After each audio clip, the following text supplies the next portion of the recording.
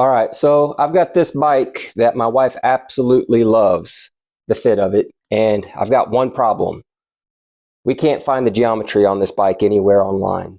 This is the Ozark Trail Vibe, and I know it has a relatively high stack and short reach by mountain bike standards, but I can't find that information online, and we would like to kind of figure out what that is so that we can know what we like about this bike.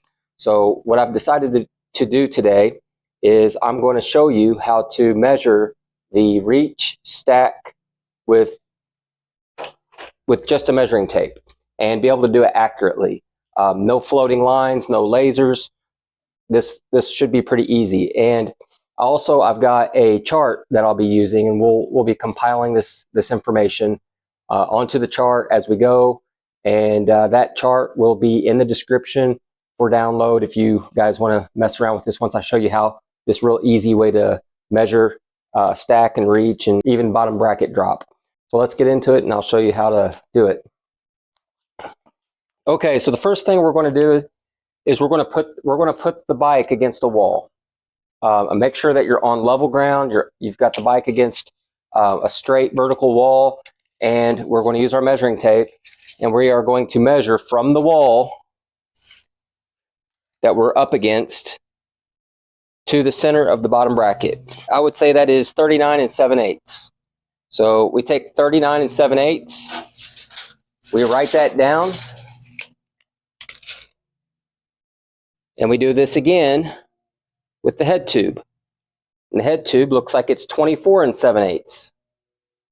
So then we take the distance from the bottom bracket to the wall and subtract the distance from the head tube to the wall. And the remaining is the reach. So that's one way to do the reach. So now we are going to measure the stack. So we're going to start in the same kind of deal here. We're going to measure from the ground to the top of the head tube. And that is right at 35 inches. Now we're going to measure to the center of the bottom bracket, which is 11 5/8 of an inch. Now we're going to take the first measurement and subtract the second measurement to get our stack. And that should be very reliable as long as you have this on level ground and you know how to read a measuring tape decently. Now, whenever you've got those numbers, when you've done that math, that number can be multiplied by 25.4, and that will convert it to millimeters for you. So that would give you your stack. That would give you your reach. Now let's talk about your bottom bracket drop. So we're going to do a very similar thing. We're going to measure from the ground to the center of your axle. And in this case, it's 13 5/8. And our bottom bracket from the ground is 11 5/8. So this has a 2-inch bottom bracket drop times 25.4. That is around 50.8 millimeters. So that's the bottom bracket drop. But between the bottom bracket and the rear axle, and this one is 17.5 inches, take that times the 25.4, and then you have your chainstay length. So I do like to get the wheelbase, so we'll go ahead and do that as well. So a little trick for doing the wheelbase, it's a little bit easier if you actually hang the tape on the quick release or on the bolt that's holding the axle. And instead of trying to go center to center on those bolts, go edge to edge. So if I'm hanging on the left side of that bolt, I can pull the measuring tape, and I am going to measure to the left side of this nut, and I have 43 inches. So 43 inches exactly times 25.4 to get your wheelbase. Now, if you have a smartphone, you can download an angle finding app, and you can put it against your stanchions or against your lowers, as long as your lowers are not tapered.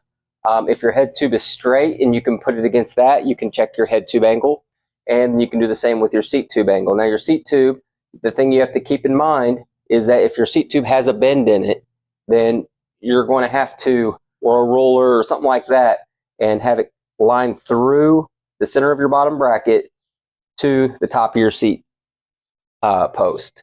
And then you would put your angle finder on that to get your theoretical seat tube angle. So now that we've got all those measurements, we can go ahead and put those on our chart and kind of determine what that is. Now this is the small size Ozark Trail Vibe, and there is no geometry online that I could find about this bike. So now that we have those numbers, you could consider this an unofficial geometry chart based on this bike. If you have an old bike that doesn't have a geometry chart available and you really like it and you don't know what it is that you like about it, this can kind of help you figure out what you got, what you're working with, and then you can kind of cross-reference that with other bikes that you've ridden and determine, you know, if you're just more comfortable in the seated position, is your hands going more numb, things like that. So hope this is helpful to someone. So that's the Ozark Trail Vibe. We have the geometry. You have a simple, easy way. I say simple. You don't need a laser. It's just kind of a home garage hack method to measure the geometry of your bike. So hope you enjoyed the video. I hope you find this helpful. Definitely like.